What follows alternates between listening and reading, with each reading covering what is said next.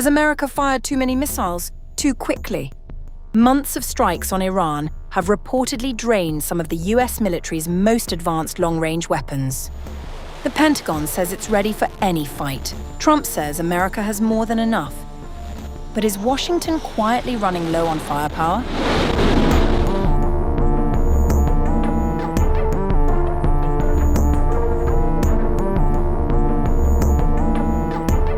Months of strikes on Iran have reportedly drained some of America's most advanced long-range weapons, raising new questions about whether the world's most powerful military is prepared for another major conflict. As the war continues, concerns are growing over how much firepower Washington still has in reserve. Reuters reported on August 4th, citing sources that the United States Army has used up much of its stockpile of highly accurate long-range missiles during the 5-month war with Iran. The weapons include the Army Tactical Missile System and the newer Precision Strike Missile, also known as PrSM. Two of the sources said the Army has used virtually all of these surface-to-surface missiles. The exact number remaining has not been disclosed, and Reuters has not independently verified the stockpile figures. ATACMS and PrSM missiles are among the US military's most valuable long-range precision weapons, allowing forces to strike targets from a safe distance. ATACMS has already played a major role in Ukraine, while the newer PrSM is designed to replace it with greater range and capability. Defense analysts say both would also be critical in any future conflict involving China. The reported depletion has fueled concern inside the Trump administration, where officials have reportedly spent the past week discussing how much longer military operations against Iran can continue without weakening America's ability to respond to crises elsewhere. However, when asked, the White House issued a statement from Trump saying the US had far more munitions than anyone in the world, and far more than we need. According to that statement, American defense companies are, at this moment, making more munitions than they have ever made before, in addition to expanding their plants and equipment at record levels. The Pentagon also rejected concerns about military readiness, saying the US armed forces have everything they need to protect American interests and carry out operations wherever the president chooses. The concerns are not limited to offensive weapons. According to a recent report by the Center for Strategic and International Studies, around 65% of Patriot interceptor missiles and at least 38% of THAAD missile interceptors have also been expended since the conflict began. Two sources told Reuters those estimates matched internal US data. One source also said the United States has used nearly half of its global stockpile of Tomahawk cruise missiles during the war, although Reuters could not independently verify that figure. Even so, as the conflict with Iran drags on, the debate over America's military stockpiles is intensifying. With precision weapons being consumed at an unprecedented rate, the challenge now is not only sustaining the current campaign, but ensuring the United States remains prepared for whatever crisis comes next.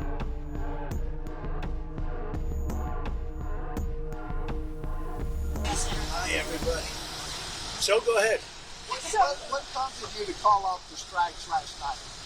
I was asked to by Saudi Arabia, by UAE, and by Qatar, and by Iran. We were all set to go. It's about at this time right now, and it would have been a massive attack. We're all set to go, but when the allies asked to call it off, you got to sort of say, well, let's see. And the reason they asked is they think there's a deal.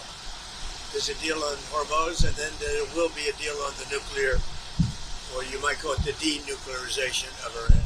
I call it the denuclearization of Iran. So what should we expect?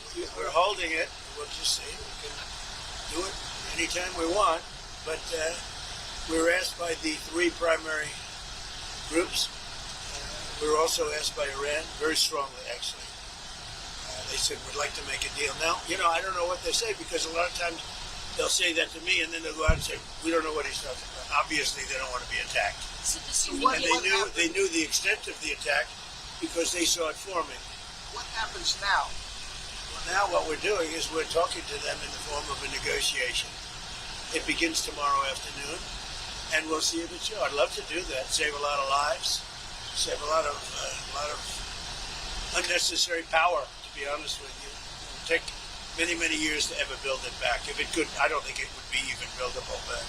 So we had an attack that would be the biggest attack since World War II, and it would have been disastrous for them. And they didn't want us to do it. And frankly, Saudi Arabia didn't want it either. They thought that a deal is imminent. Is there a deadline, sir? And the deal is imminent, having to do with the Hormuz Strait and also ultimately the denuclearization of it. So when I hear that, I say, well, do we want to go and be this severe? Now, there's a group of people that would like me to just do it. And there's another group of people that does not want me to do it. Does Iran have a deadline to come to an agreement? We'll just see how it is. We're ready to go anytime we want. Would I rather make a deal? I'm not looking to kill people. Because people die, a lot of people die. And we don't want that. So they asked us, Iran specifically, but the other three said I asked Saudi Arabia, the king. I said, the crown prince, I said, what would you rather do? Would you rather have us do this or not? They said, we would much prefer a deal as opposed to an attack. Because you don't know where these attacks lead. I mean, will they be flooded with people pouring into their country and disaster?